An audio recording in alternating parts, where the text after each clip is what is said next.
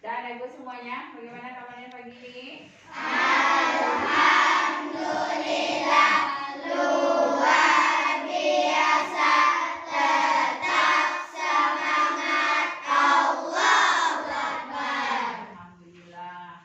Anak ibu sehat semuanya? Sehat. Siap untuk belajar pagi ini? Siap. Sebelum belajar, coba rapikan dulu meja kursinya.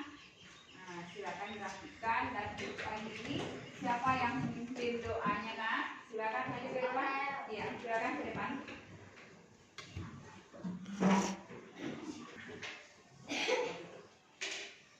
Siaplah, hormatlah, tegaklah. Singkat berdoa, semurah hati, Rabbi sholli.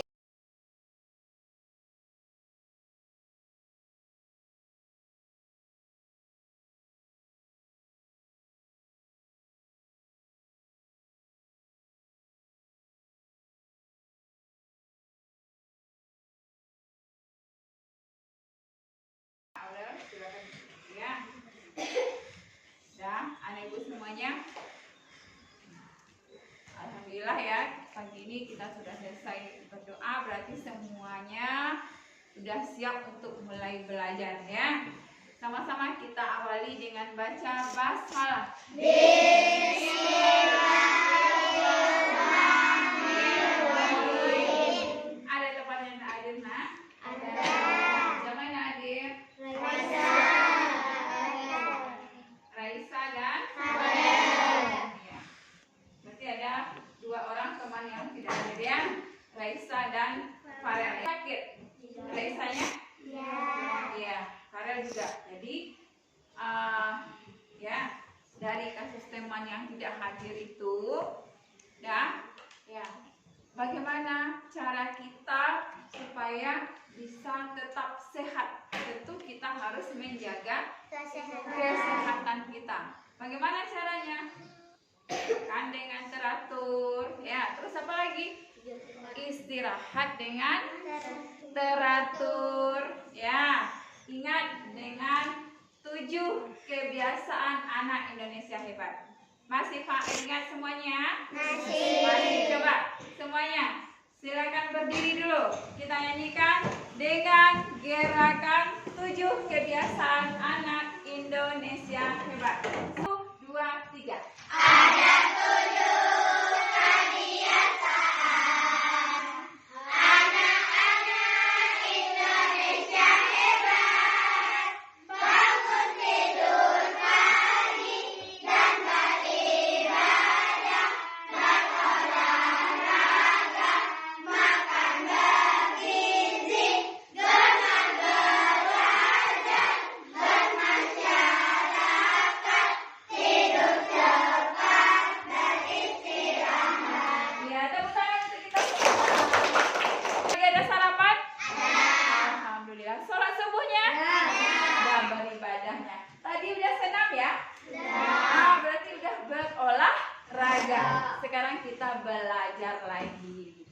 Paham semuanya? Paham. Ibu, dalam kehidupan ini ya, tidak ada satupun atau tidak ada seorang pun yang tidak memiliki suatu masalah.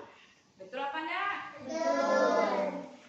Ya, setiap orang itu punya beragam masalah. Ya, contohnya anak ibu sendiri, ya, di rumah itu apa permasalahan yang sering? Coba sebutkan apa permasalahan yang sering anak ibu ketemui di rumah? Apa yang sering terjadi permasalahannya? Apa? Lambat bangun. Apa lagi? Kalau misalnya udah ada liburan ya, kita kan udah ada liburan ke sekolah misalnya kan, terus apa yang terpikirkan bagian ibu? Pergi liburan. Bagus, pergi liburan. Tentu di dalam menentukan untuk pergi liburan itu dalam apa di dalam keluarga itu apakah sama seluruh idenya? Tidak, berbeda-beda. Ya, berbeda-beda dan itu merupakan suatu permasalahan. Begitu juga dengan lambat bangun. Ya, lambat bangun itu juga suatu permasalahan. Nah, kenapa ya bisa kita terlambat bangun? Tentu ada masalah, ada sebabnya. Ya kan, Nak? Nah, saat ini ya kita akan belajar ya cara menyelesaikan suatu permasalahan yang terjadi dalam kehidupan ini, ya dalam kehidupan sehari-hari kita dengan berpikir komputasional. Apa, Nak? Berpikir komputasional. Ada langkah-langkahnya. Nah, kalau misalnya Ibu tanya tadi, lambat bangun, apa kira-kira penyebabnya? Coba, silakan tunjuk tangan. Ayo. Begadang, lambat tidur, keasikan main game. Siapa lagi? Apa lagi? Karena nonton TV terlalu lama bisa juga enggak? Bisa. Ya, akibatnya apa? Terlambat bangun. Nah, sekarang apa sih yang berpikir komputasional itu? Ya, kita lihat tadi ya. Mempelajari tentang permasalahan ya. Nah, di sini ada tujuan pembelajaran yang akan kita capai. Yang pertama, melalui diskusi, Ibu berharap anak-anak Ibu semuanya mampu memahami arti berpikir komputasional. Yang kedua, melalui tanya jawab, anak Ibu mampu menyebutkan konsep elemen berpikir komputasional. Melalui diskusi atau kolaborasi, anak Ibu mampu menyelesaikan suatu masalah dengan berpikir komputasional. Apa manfaatnya? Dalam pembelajaran ini, ya kita bisa memahami tentang pembelajaran abad 21, pembelajaran digital yang mampu menyelesaikan suatu permasalahan dengan berpikir komputasional, dengan langkah-langkah yang ada. Ya, Nak ya? Coba lihat. Ya. Berpikir komputasional itu cara berpikir yang membantu kita untuk menyelesaikan apa? Iya, menyelesaikan masalah. Nah, ada 4 elemen penting dalam berpikir komputasional. Apa saja? Coba kelompok ini yang pertama. Yang elemen yang pertama apa namanya? Dekomposisi. Ya, artinya memecahkan masalah. Coba lagi, yaitu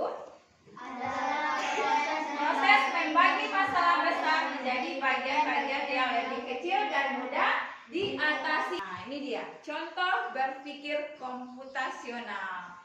Apa ini, Nak? Contohnya? Membuat mie goreng. Apa, Nak? Apa? Nah, membuat mie goreng. Yang pertama kita lakukan itu apa? Yang pertama itu apa yang harus kita siapkan? Yang pertama apa yang harus kita siapkan? Bahan yang pertama. Ya, yang pertama ya membuat mie goreng itu yang pertama yang harus kita siapkan adalah menyiapkan bahan untuk membuat mie goreng. Apa saja bahannya? Baru ini kita baca. Apa ini? Terus Bawang, telur. Iya. Nah, ini yang pertama. Jadi ingat yang pertama tadi ya berpikir komputasional. Yang pertama tadi apa? Dekomposisi. Ya, lanjut. Apa lagi?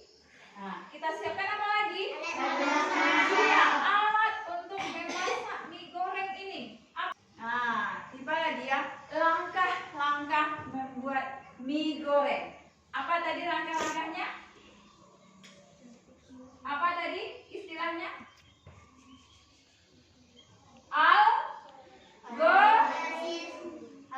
Algoritma. Bagus. Ya. Jadi langkah-langkah berpikir komputasional yang keempat tadi adalah algoritma.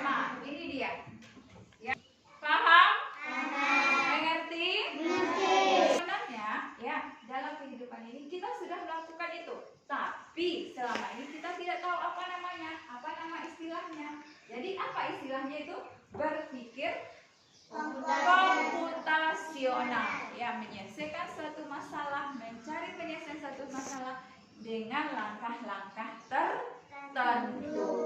Paham? Mengerti? Mengerti? Nah, jadi dalam setiap kehidupan ini, dalam setiap manusia itu tidak akan luput dari suatu permasalahan, tetapi Allah akan mencarikan jalannya. Ya, setiap permasalahan itu Allah mengatakan bahwa setiap permasalahan itu akan ada jalan atau solusinya. Ada paham, nak? Ada paham? Ada. Sekarang, ya, Ibu akan bagikan, ya, seperti yang sudah Ibu sampaikan tadi dalam tujuan pembelajaran. Dengan kolaborasi berarti kita belajar kelompok, ya. Ibu akan bagikan, ya, tugas yang akan Anda Ibu kerjakan di dalam kelompok nantinya. Untuk perintahnya Ibu kirimkan ke Google Classroom-nya. Paham? Iya. Dan sekarang Anda Ibu terima aja dulu, ya, apa yang Ibu berikan.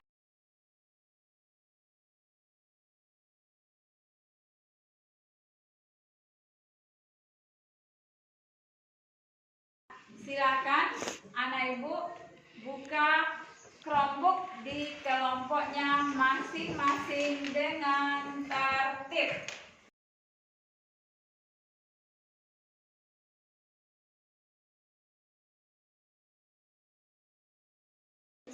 Dan anak ibu semuanya udah selesai ya diskusi kelompoknya.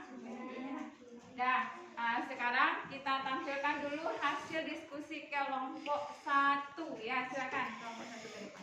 Ya, yang lain perhatikan apakah ada perbedaan atau bagaimana dengan yang dibuat oleh temannya. Nanti kita saling berdiskusi. Nah, silakan. Baca dulu salamnya. Assalamualaikum warahmatullahi wabarakatuh.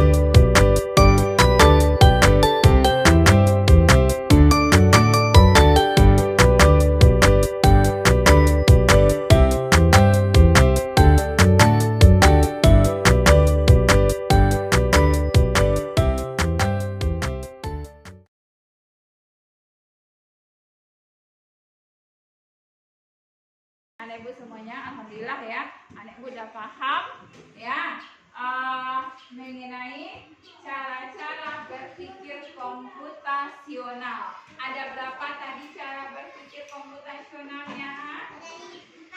Ada berapa? Ada berapa? Ada 4. Ya.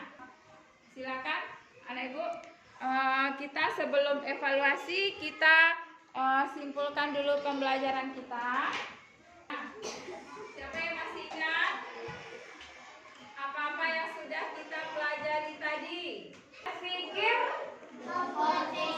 komputasional. Ya, dalam menyelesaikan suatu masalah atau mencarikan solusi suatu masalah, kita menggunakan cara berpikir komputasional. Ada berapa elemennya? Ada berapa elemennya? 4. Sekarang kita lanjut.